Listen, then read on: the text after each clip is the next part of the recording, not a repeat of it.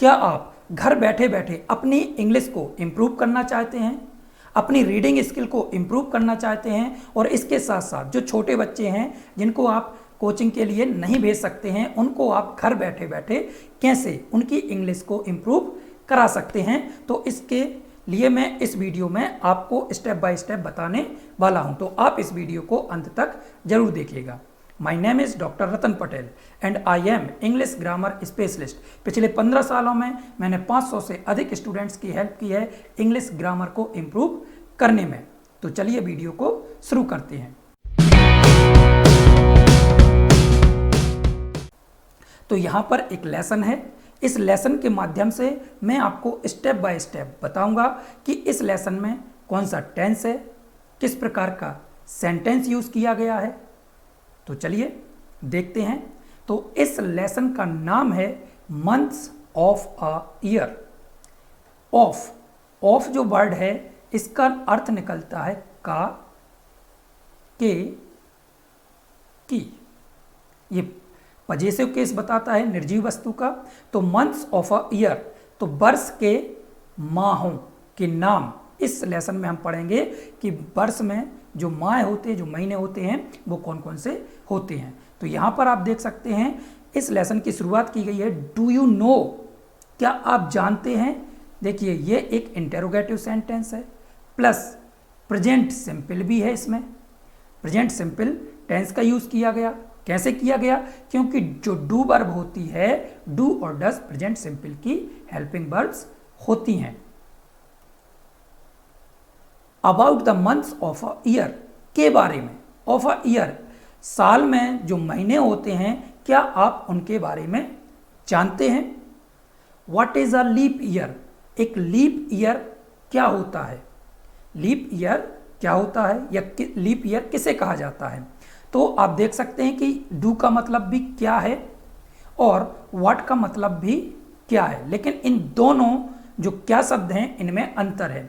यहां हिंदी के वाक्य की शुरुआत क्या से होगी? क्या आप जानते हैं साल के महीनों के बारे में।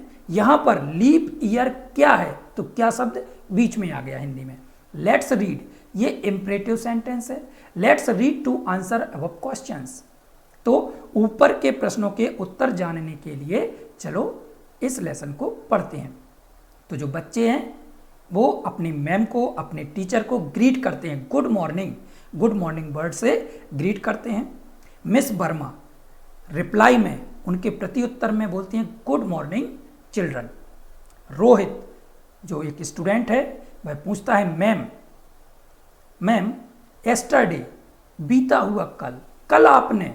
अब यहाँ कल वर्ड जो है उसमें हमें समझ में नहीं आता कि ये फ्यूचर के लिए है कि पास्ट के लिए है। तो यस्टरडे बताता है बीता हुआ कल। यस्टरडे यू टोल्ड अस, यहाँ पर पास्ट सिंपल टेंस यूज किया गया है। You told us about the month of a year, आपने हमें साल में जो महीने होते हैं उनके बारे में बताया था कल।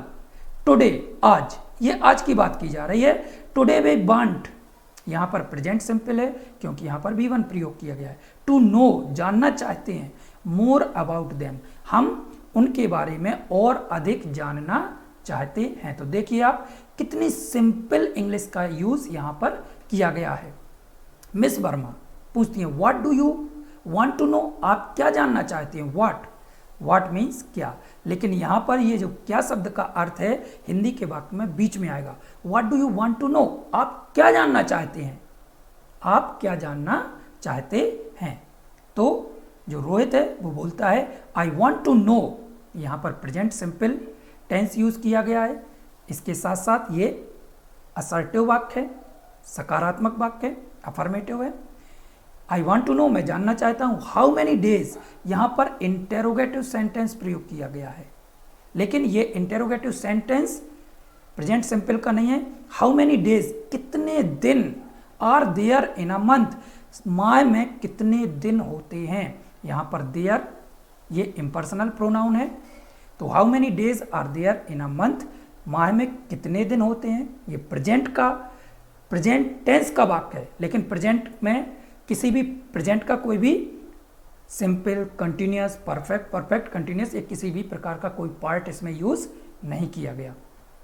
डू ऑल, क्या सभी, डू ऑल मंथ्स हैव, क्या सभी महीनों में equal number of days, ma'am ma'am क्या सभी महीनों में जो दिनों की संख्या होती है क्या वो एक समान होती है? ये इंटेरोगेटिव है और इसमें डू का मतलब क्या निकलेगा? क्या। तो इस हिंदी के वाक्य की जो शुरुआत करेंगे वो हम क्या से शुरू करेंगे? क्या महीने के साल के जितने भी महीने हैं क्या उन सभी महीनों में इक्वल नंबर ऑफ डेज होते हैं, समान संख्या होती है दिनों की? मिस वर्मा जो है आंसर देती है नो, नहीं। All months don't have equal number of days, जो साल में जितने भी महीने हैं उनमें सभी माह में इक्वल नंबर ऑफ डेज नहीं होते हैं, दिनों की संख्या समान नहीं होती है। ये नेगेटिव सेंटेंस है, यहाँ डोंट है, ये जो डोंट लिखा है इसका मतलब होता है do not. All months don't have equal number of days, तो सभी महीनों में दिनों की संख्या समान नहीं होती है। सम मंथ्स, कुछ महीने, हैव 30 डेज, कुछ महीनों में 30 दिन होते हैं। सम हैव 31 डेज, कुछ महीनों में 31 दिन होते हैं, 31 डेज। 1 मंथ, केवल एक माह ऐसा है जिसमें केवल 28 डेज होते हैं। 1 month has only 28 days. Which months have 30 days ma'am?